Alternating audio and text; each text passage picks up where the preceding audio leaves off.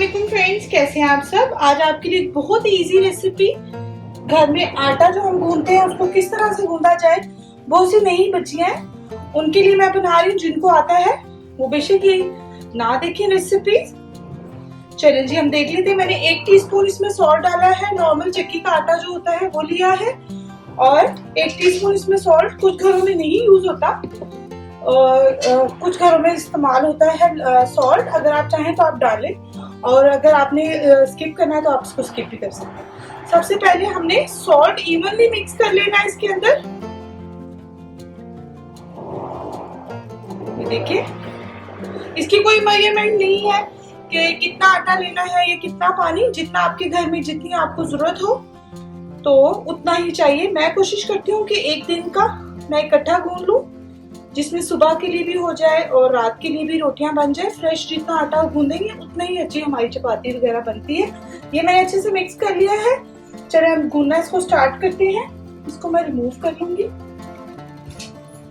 चलिए जी, ये हो गया। अब आपने एकदम से बहुत ज्यादा पानी नहीं इसमें ऐड करना है। इसको मैं अपने लेफ्ट साइड पे इस तरह से कर लेती हूँ ताकि मुझे इजी हो जाए। थोड़ा थोड़ा पानी ऐड करेंगे इस तरह से, और साथ साथ आटे को यूं इकट्ठा करते जाएंगे। बहुत सी बच्चियों ने न्यूली कुकिंग स्टार्ट की होती है तो ये रेसिपी उनके लिए है।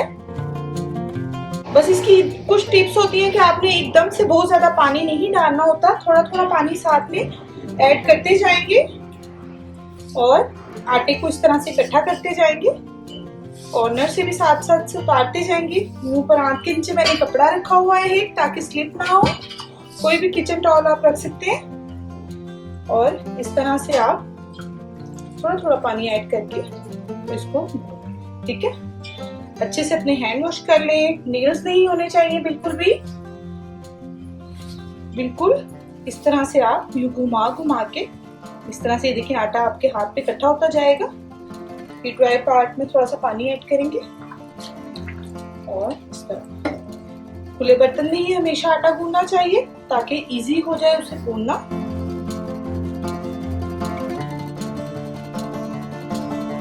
थोड़ा सा ड्राई है, थोड़ा सा ऐड करेंगे, थोड़ा लिटिल बिट। इसको यूं यूं उतार लेंगे साइडों से परात के, जिसमें भी आप गूंद रही हैं। आटा ऑलमोस्ट सारा इकट्ठा हो गया है और अभी ये थोड़ा सा हार्ड है। इसमें 1 से 2 टेबलस्पून पानी और डालकर इसको इस तरह से रफली आप कर लें फिलहाल। और थोड़ा सा इसके इस तरह पानी साइडों पे लगाएं ताकि ड्राई ना हो बिल्कुल भी।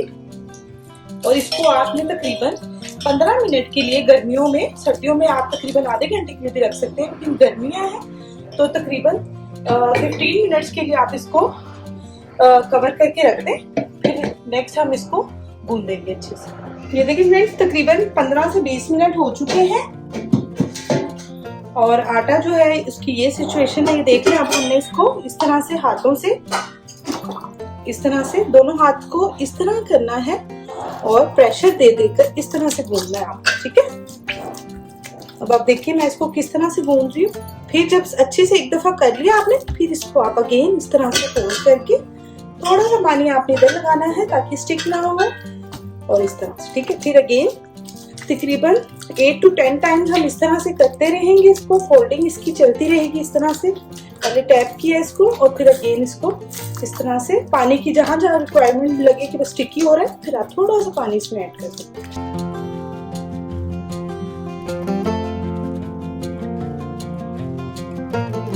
देखिए हमारा कितना परफेक्टली आटा जो है वो रेडी हो गया है। इसको कवर करके, जो भी, मैं तो इस देगची को कवर करके फ्रिज में रख लेती हूँ। आपका जो भी बर्तन हो आप उसको कवर करके रख लें। जरूर ट्राई करें, परफेक्टली आटा है, इससे रोटी भी बहुत अच्छी बनती है, फूलती है रोटी। और कोशिश करें कि आप जब भी रोटी बनानी हो तो आप फ्रेश आटा गूंदेंगे तो उतने ही अच्छे पराठे बनते हैं, उतनी ही अच्छी रोटी बनती है, फूलकर बनती है। जरूर ट्राई कीजिएगा और अगर ट्राई करें तो फीडबैक देना मत भूलिएगा। दुआओं में याद रखें, अपना बहुत सा ख्याल रखें। अल्लाह हाफिज।